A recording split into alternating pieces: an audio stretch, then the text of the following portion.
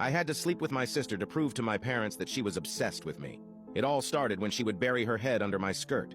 She kept challenging me to climb an old treehouse, which I finally did, only to realize she could see up my skirt as I climbed. I screamed at her to stop looking, and she acted like I was disgusting for thinking she was looking. The whole situation was super weird, so I just let it go and never mentioned it again. A few months later, I caught her looking at my photos on my phone.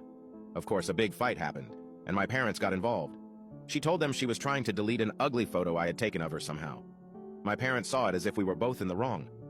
I didn't have anything scandalous there, but it just felt so wrong for her to be looking at my photos. 2 years later, when we were moving to a new house, my sister and I found out we would be sharing the same bathroom. My sister acted annoyed, but I could see the smile on her face. She never knocked when I was in the shower. Instead, she just tried to see if the door was locked. Eventually, the inevitable happened. I forgot to lock the door, and she barged in. Fortunately, I was still dressed. I told my parents about it, and instead of the solution being that she should knock, the solution was that I should use the guest bathroom downstairs. Just when I thought it couldn't get worse, it did. A few nights ago, after a family barbecue, I went back to my room and noticed that the pants I had changed out of before everyone arrived were out of the laundry basket and on the floor. When I got up to do the laundry the next morning, I realized that the underwear I was wearing with those pants was missing. I wanted to scream my sister's name and storm into her room, but it would be pointless.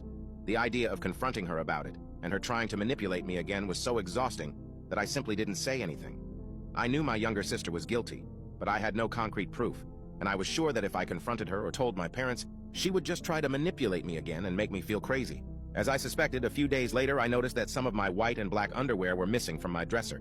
But this time, I didn't say anything and acted like I didn't know anything. The next part of my plan was a bit sneaky, as I suspected. A few days later, I noticed that some of the white and black underwear were missing from my dresser. But this time, I didn't say anything and acted like I didn't know anything. The next part of my plan was a bit sneaky. I was thinking about how to make her hit on me or something like that so I could record it and show my parents. So, I decided on something. My parents were going to another city for the wedding of 2 of their friends. That day would be perfect to put the plan into action, so the day arrived.